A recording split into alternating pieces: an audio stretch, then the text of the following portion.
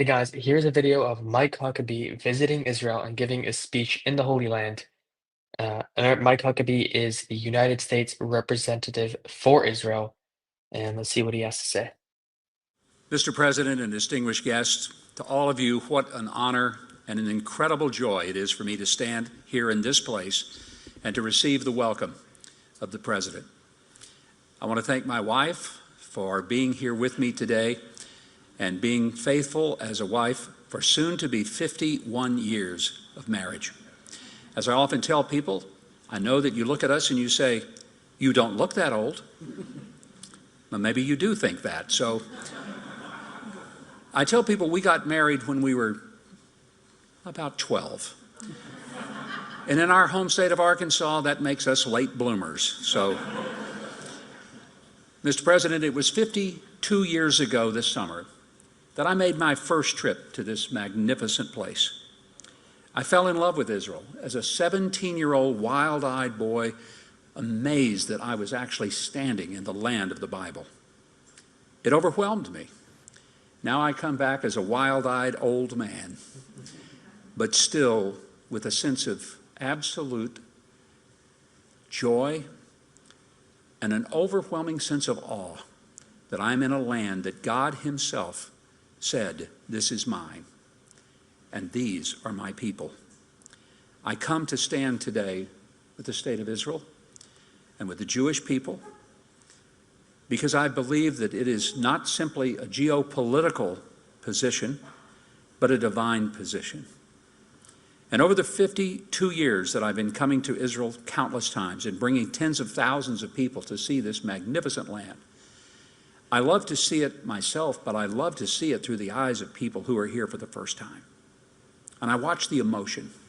I see the tears that flow because they're walking land that they have read about, that they have prayed for, that they have thought about and never imagined they would be here. I stand here today fighting back tears because I am here, not just as a visitor, but now for the next few years, unless the President tweets something early in the morning and tells me to come home, this will be my home for the next 4 years. And Janet and I come with an extraordinary sense of awe and wonder and deep gratitude to President Trump for giving us this extraordinary privilege. I'm grateful that you acknowledged Stephanie Hallett, who has done such a superb job as the chargé. And she's gone through 3 ambassadors, a war, and she probably, now dealing with me, will say, "That's all I can take." But she's done a remarkable service to the United States of America in her capacity, and we're deeply grateful. To Miriam Adelson, who is a very dear, close friend, who probably whispered in the President's ear and said, "If you can't find anybody else to do this, you could always ask him." I never talked to him about it. I never had a conversation with him. I got a call out of the clear blue just a few days after the election. If you know President Trump, he did not say, "Would you think about going? Have you ever considered?" He simply called and said, "Mike, you're going to be my ambassador to Israel." Just as simple as that. You don't say no to him. And quite frankly, I felt it was not so much saying yes to a president. It was certainly that. But it was yes to a calling from God Himself to come and fulfill what I believe is not just a job, but a mission. And that mission is to stand with the people of Israel for peace and prosperity, to serve in a role that I pray will lead to times when the Israeli people can go to bed at night not fearing that a siren will waken them and force them into a shelter because enemies are irrationally dedicated to destroy them. I long for the day when that young Israeli mother puts her babies to bed at night and does not fear that some harm will come upon them as they sleep, that they will rest with peace, and they will continue to live with the extraordinary resilience of the Israeli people, which I've come to admire is second to none. Over these coming months, I pray that one thing we will see, and see it very soon, as you so eloquently said, Mr. President, that every hostage returns home to their family. Every hostage. Those who are alive and those deceased, but whose remains are a reminder of the dignity that they deserve to have a proper burial here in their home.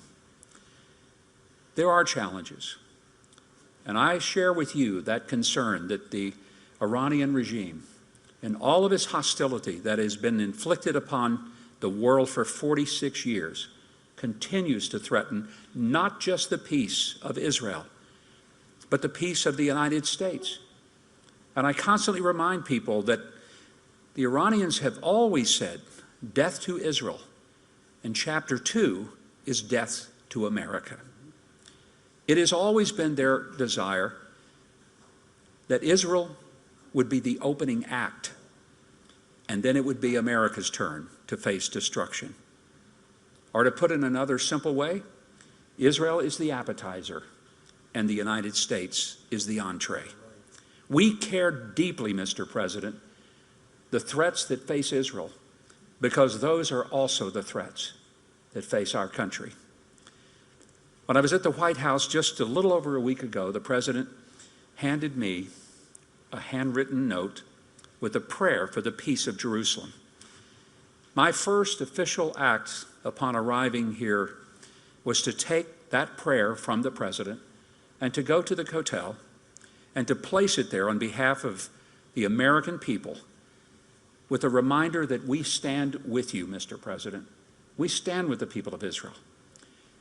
And I always want to remind my American colleagues that we stand with Israel, first of all, because we share the values of the Bible.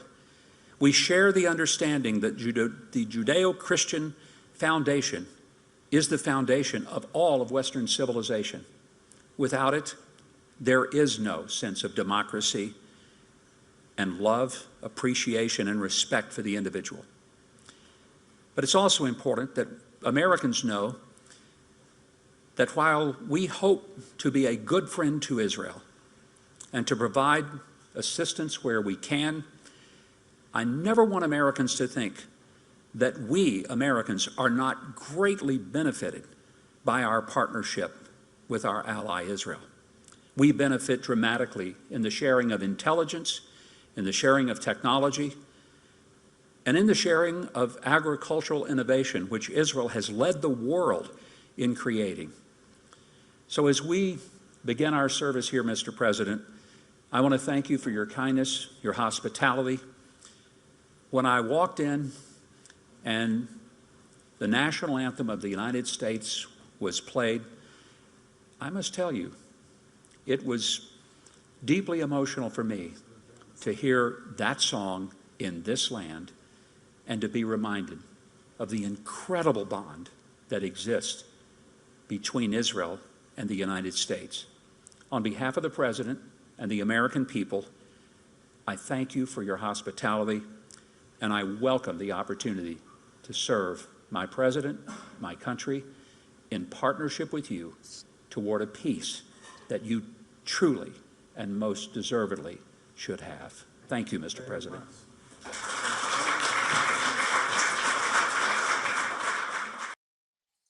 Wow, what an amazing speech.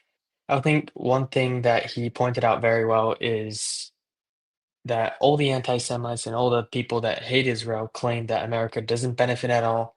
It's sending billions and billions of dollars to Israel for absolutely no purpose, which is a complete lie. As he explained it pretty simply, America does benefit in terms of intelligence, and other things as well. And all these anti-Israel, pro-Palestinians claim that they benefit more by sending money to Palestine because they just simply have no logical answer otherwise. Thank you so much for watching the video. If you want to watch more videos like these, please hit the subscribe button. And if you want to support our work and you want to help us continue making these videos, go to buymeacoffee.com/JewishUncensored. We'll leave this link in the description. Thank you so much, and we'll see you in the next one.